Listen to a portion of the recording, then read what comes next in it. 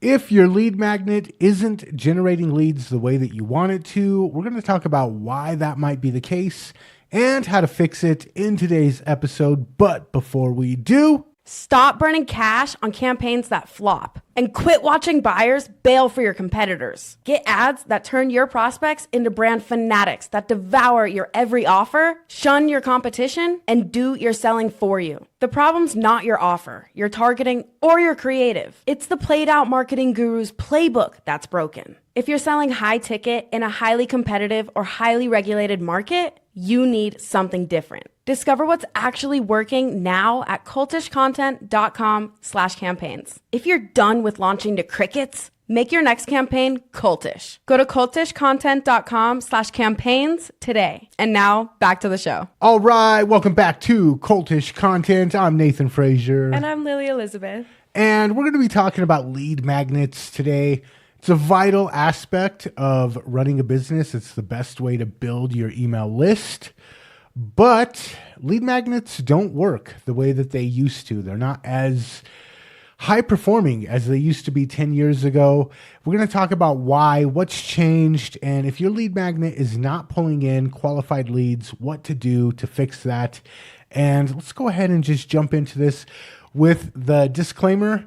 I've made all of the mistakes that we're going to talk about today. Lily, you probably have made at least a few of them as well. Yeah. Okay, so if we call anything out, don't feel verbally attacked. We've done the stuff that we're going to be, that's how we learned what works and what doesn't work, is by making these mistakes.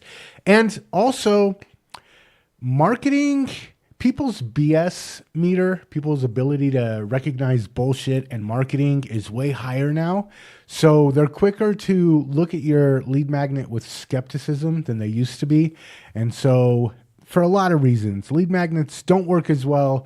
We're going to talk about how to make yours work better. Let's do it. All right, so let's jump into the biggest mistake. This is the biggest violation. Everybody does this. Yeah. Which is a how-to lead magnet. Oof.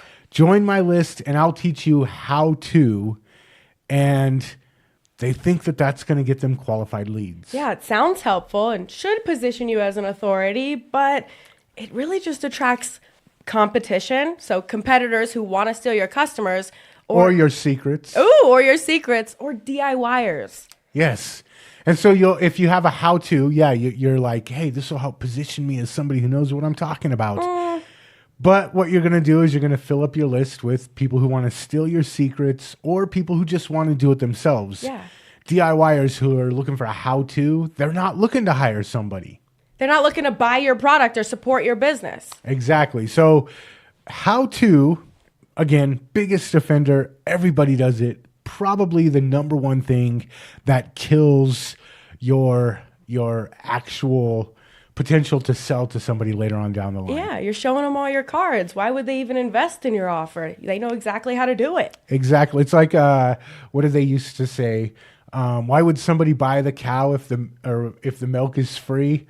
When you're giving away how-to lead magnets, you're giving away the milk for free. Why would somebody buy the cow? Makes sense. And you know what? I also think that a how-to, when I first meet you, I don't even know if I trust you enough to have you tell me how to do something. When you're first interacting with somebody, when you first come across their content, and they make this giant promise, I don't trust you enough to believe your giant promise yet. Stranger danger. I can't put my reputation on the line for you. I don't know you yet. Right. I'm not going to jump into this windowless van with you just because you told me you've got 3 tips on how to get the things that I want. I don't know. If you tell me you have candy. Other than Lily, most people are smart enough not to jump in the windowless van for some free candy. It's because if I just met you, I don't trust that you haven't proven anything to me yet. I've come across 2 or 3 pieces of content. I don't trust, or maybe I saw an ad. I don't trust that you can get me to the promised land yet. But I like to think of it like this.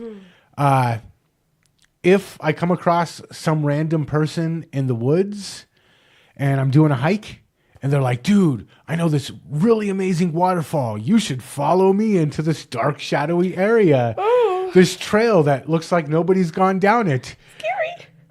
probably not going to follow that person. Yeah. It doesn't matter how great the hike sounds, probably not going to follow that person. But if I hear a rustle in the bushes, Oh, there's a tiger. I'm like, yeah, what's that?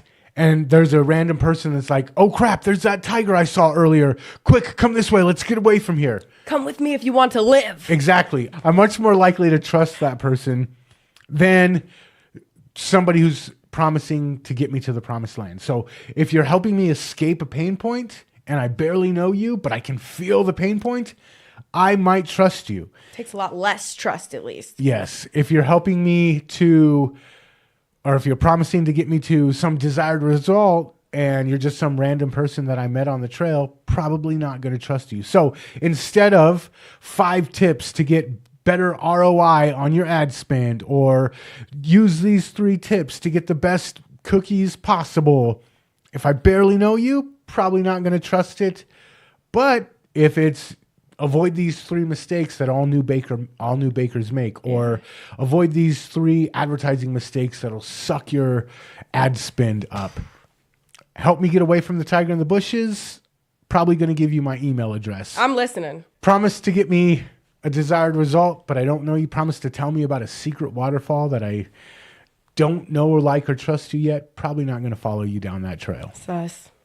So the thing here is, second reason how to lead magnets don't work is people don't trust you enough yet to believe that you can get them to the promised land, but they probably will trust that you can help them solve a pain point that's hurting them right now. So if you're going to use a lead magnet on a cold audience, start with helping them heal a pain point rather than promising to get them to the promised land. Beautiful.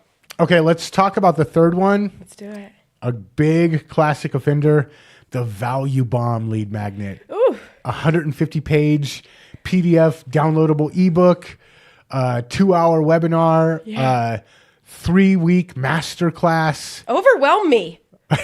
Gee. Yes, exactly. If I see that, oh my gosh, immediate overwhelm. You're going to make my anxiety higher than it already is. I feel like I'm in school again. Yeah, exactly. And I don't want that. The other thing too is people end up with a downloads folder filled with PDF books that they never read. Never touched. Yep. We run webinars, and I've seen webinar show up rates lower than 20% out of the however many people that sign up.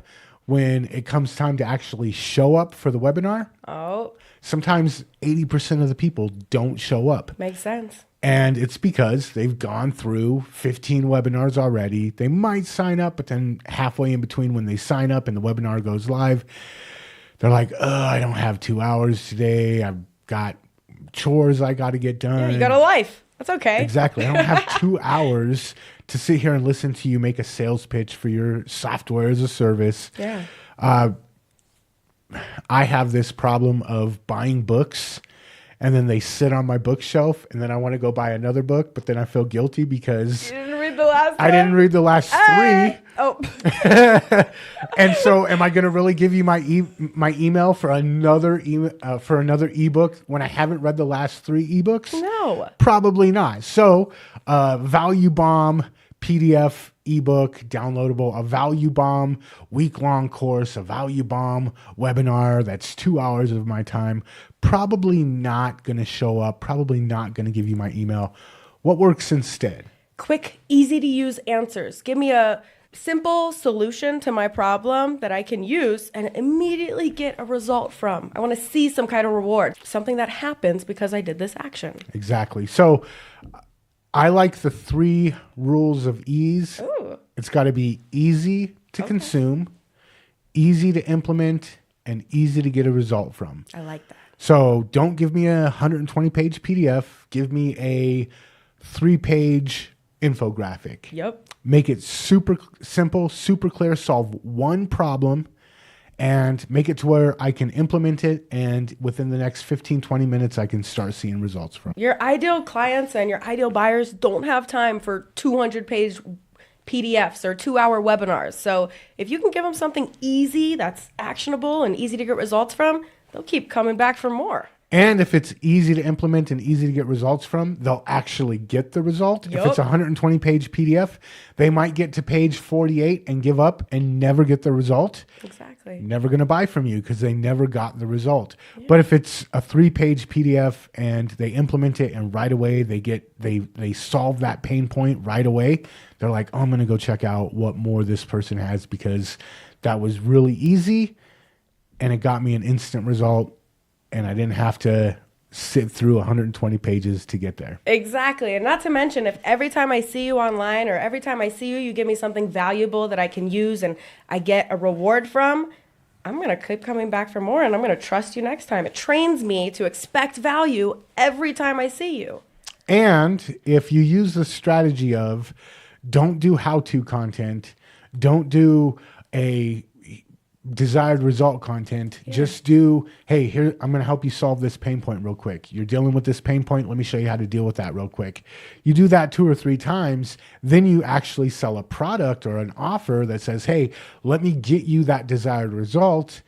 You'll get a lot more sales. You'll get a lot more people paying to get the how-to than if you try to give the how-to away. So quick, easy to implement result.